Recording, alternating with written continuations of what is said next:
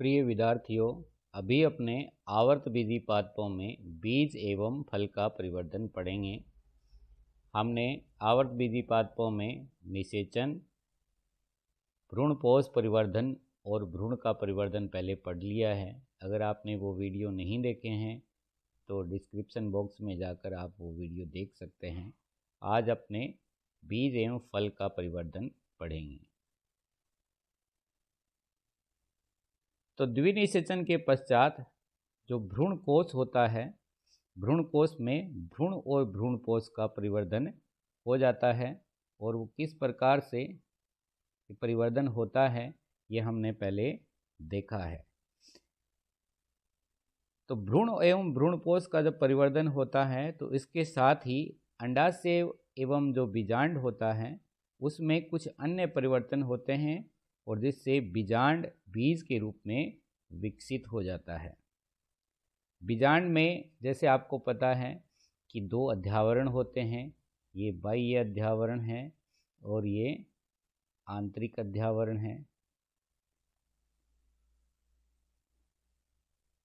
आंतरिक अध्यावरण और ये बीजांड काय है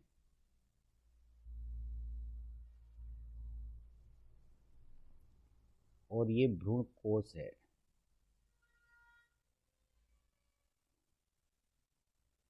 तो बीज के निर्माण के समय जो बीजांड के दोनों अध्यावरण होते हैं वो बीज चोल में परिवर्तित हो जाते हैं। जो बाह्य बीज चोल होता है वो टेस्टा कहलाता है। तो बाह्य बीजांड के अध्यावरण से बाह्य बीज चोल का निर्माण हो जाता है और ये यहाँ पर ये टेस्टा कहलाता है। और जो आंतरिक अध्यावरण होता है वो अंतःबीज चोल का निर्माण करता है और उसको क्या कहते हैं, उसको टैगमैन कहते हैं। तो ये दोनों बीज चोल के नाम हैं। बाहर जो बीज चोल होता है उसको टेस्टा और अंदर जो बीज चोल होता है उसको टैगमैन कहते हैं। जो बीजांड वृंत होता है, ये जो भाग है ये बीजांड वृंत है, ये यहाँ पर बीज वृंत में परिवर्तित हो जाता है। यहाँ पर बीज वृंत इस प्रकार से जुड़ा रहता है जिससे बीज फल के साथ जुड़ा रहता है। बीजांड में जो नाभिका, बीजांड द्वार और रेफे तथा निभाग होता है इसमें कोई खास परिवर्तन नहीं होता।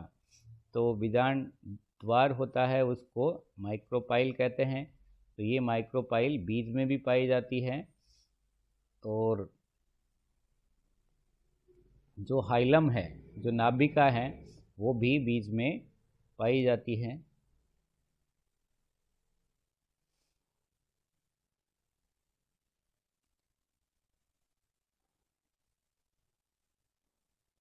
बीजांड काय जो होता है वो यहाँ पर जो ये बीजांड काय है ये जब भ्रूणपोष का निर्माण होता है तो उस समय लगभग प्रयोग में आ जाता है और बीज के निर्माण के समय बीजांड काय बीज में नहीं बचता।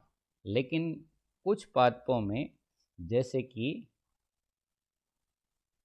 काली मिर्च में ये उपस्थित रहता है और ये भ्रूणपोष के चारों तरफ पाया जाता है। और जब ये भ्रूणपोष के चारों तरफ पाया जाता है तो इसको परिभ्रूणपोष कहते हैं। तो काली मिर्च में परिभ्रूणपोष पाया जाता है और ये किसका परिवर्तन होता है, ये बीजांड काय का परिवर्तन है। बीजांड काय बीज में परिभ्रूणपोष के रूप में पाया जाता है और ये केवल कुछ ही पादपों में पाया जाता है। काली मिर्च इसका एक उदाहरण है। कुछ पौधों में बीजांड के चारों तरफ एक मांसल आवरण मिलता है जिसे एरिल कहते हैं और लीची के अंदर ये पाया जाता है। लीची में जो खाने योग्य भाग होता है वो एरिल ही होता है। तो ये बीजांड है।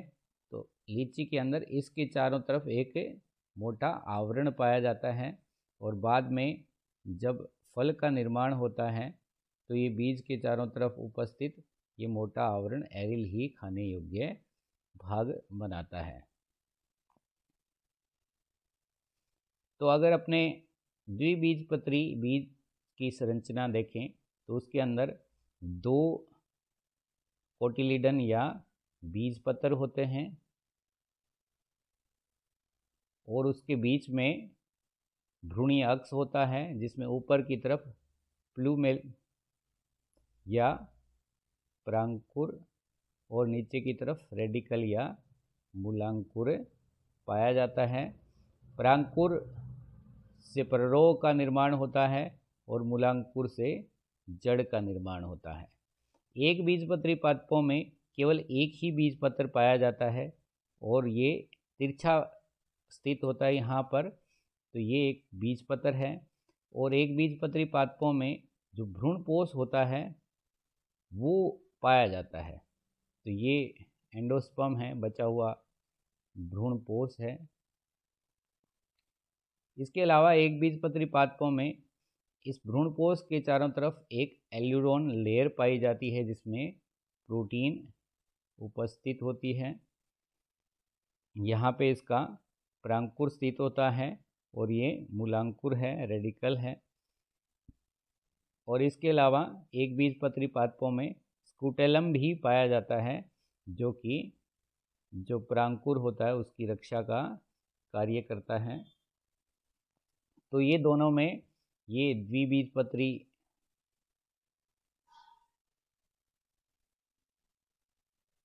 बीज है और ये एक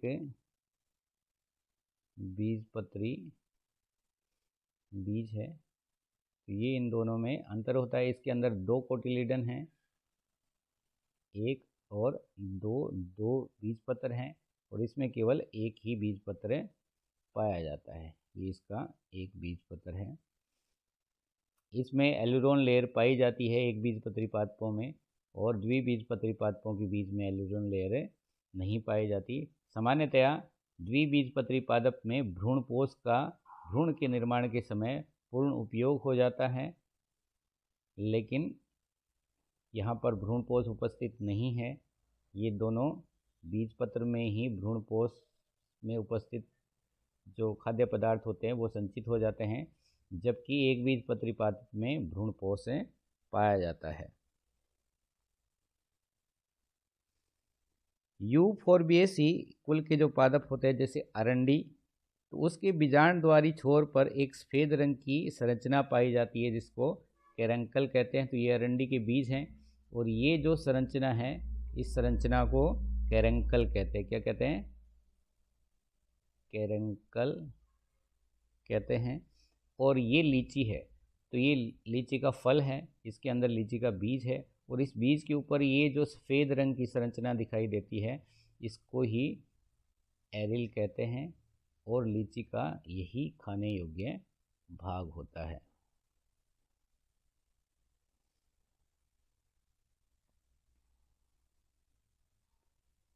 तो अगर अपने इसको एक बार फिर देखें तो बीजांड से बीज का निर्माण के समय क्या क्या परिवर्तन होते हैं। तो बीजांड वृंत बीज में बीज वृंत बन जाता है।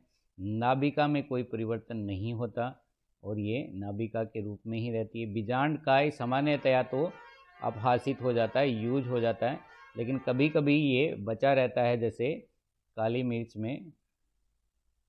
ये मैं बार बार इसलिए बता रहा हूँ क्योंकि ये बहुत ही इम्पोर्टेंट पर्सन है। ये नीट में भी पूछा जाता है और अन्य परीक्षाओं में भी पूछा जाता है। अध्यावरण बीजावरण में बदल जाता है। बाह्य अध्यावरण जो होता है वो बाह्य बीजचोल टेस्टा और आंतरिक अध्यावरण अंतः बीजचोल टैगमैन में बदल जाता है। भ्रूणपोष अपहासित हो जाता है सामान्यतया द्विबीजपत्री पादपों में और एक बीजपत्री पादपों में उपस्थित रहता है। इसके आधार पर बीज 2 प्रकार के होते हैं, जिसमें पहला है अभ्रूणपोषी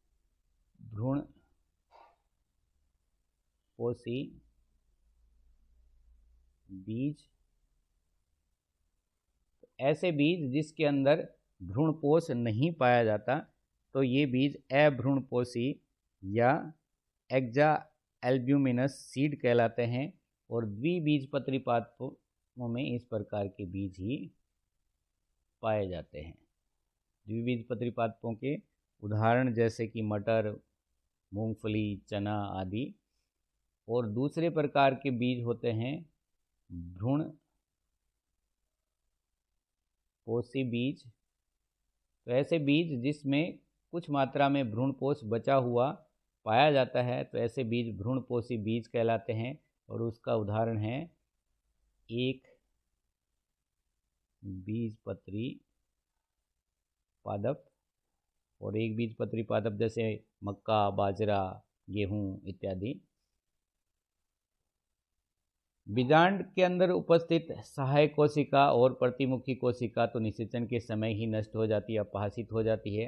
अंड कोशिका जो होती है वो बीज में भ्रूण के रूप में परिवर्तित हो जाती है और जो द्वितीय केंद्रक होता है वो भ्रूणपोष के रूप में परिवर्तित होता है। तो इस प्रकार बीजांड से बीज का निर्माण हो जाता है। अब अपने देखते हैं फल का विकास। तो निषेचन के पश्चात अंडाशय जो होता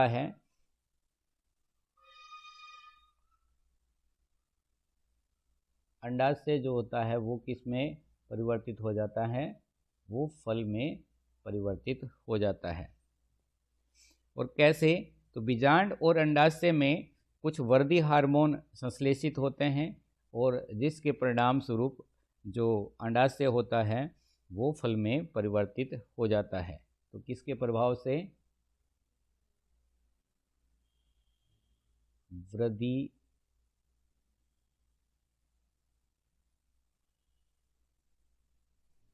हार्मोन के प्रभाव से अंडाशय फल में परिवर्तित हो जाता है। अंडाशय की जो भित्ति होती है वो फल भित्ति में परिवर्तित हो जाती है। और निर्माण के आधार पर फल दो प्रकार के होते हैं। अगर फल केवल अंडाशय से बनता है, केवल अंडाशय से ही फल का निर्माण होता है, तो ऐसे फल कहलाते हैं सत्य फल, जैसे कि आम का फल। और अगर फल के निर्माण में अंडाशय के साथ उसके अन्य भाग भी शामिल होते हैं, जैसे पुष्पासन या बाह्य दलपुंज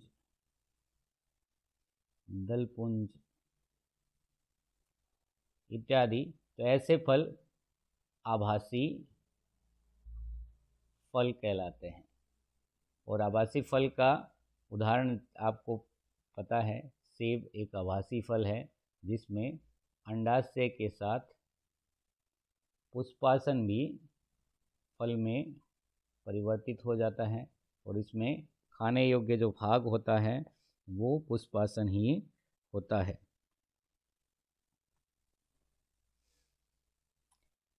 कभी कभी अंडाशय बिना निषेचन के ही फल में परिवर्तित हो जाता है और उस समय अंडाशय जब फल में परिवर्तित होगा तो उसमें बीज नहीं होंगे क्योंकि निषेचन तो हुआ नहीं है।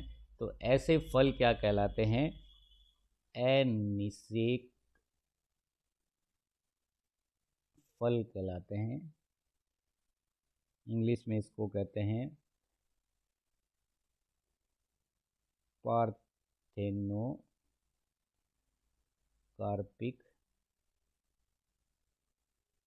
फ्रूट। और इस क्रिया को अनिषेक फलन या पार्थेनोकार्पी कहते हैं। और इसके उदाहरण हैं अंगूर, बिना बीज वाला अंगूर, केला, केले में बीज नहीं होते जैसे आपको पता है। आजकल अनिषेक फलन प्रेरित भी किया जा सकता है और इसके लिए वृद्धि हार्मोनों का उपयोग किया जाता है। कौन से वृद्धि हार्मोन?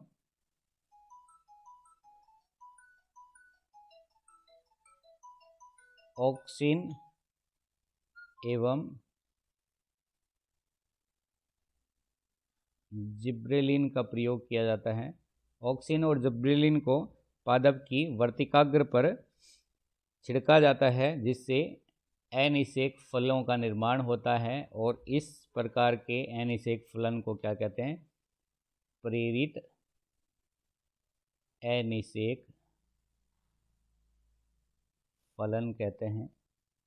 तो इस प्रकार ऑक्सिन व जिब्रेलिन का प्रयोग करके बिना बीजों वाले फलों का निर्माण भी किया जाता है, जिसका मार्केट रेट होता है वो हाई होता है। तो बीजों वाले अंगूर से बिना बीजों वाले अंगूर जो होते हैं वो खाने में अच्छे रहते हैं और उनका रेट भी हाई रहता है। तो इन हार्मोनों का प्रयोग करके प्रेरित अनिषेक फलन करवाया जा सकता है, जिससे बिना बीजों वाले फलों का उत्पादन किया जाता है। तो अगर आपने ये वीडियो अंत तक देखा है तो अवश्य रूप से आपको ये अच्छा लगा होगा, और पढ़ते रहिए, आगे बढ़ते रहिए। अगर अभी तक आपने ये चैनल सब्सक्राइब नहीं किया है तो आप सब्सक्राइब कर सकते हैं, जिससे जैसे ही कोई वीडियो डाला जाता है तो आपको मिल जाए। और मेहनत कीजिए। अगर आप बायोलॉजी पढ़ रहे हैं तो आपका लक्ष्य डॉक्टर बनना ही होगा, और उसके लिए आपको कड़ी मेहनत की आवश्यकता होती है। तो आप मेहनत कीजिए और अच्छे नंबर लाके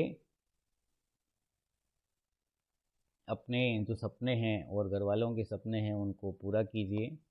आज के लिए इतना ही। धन्यवाद।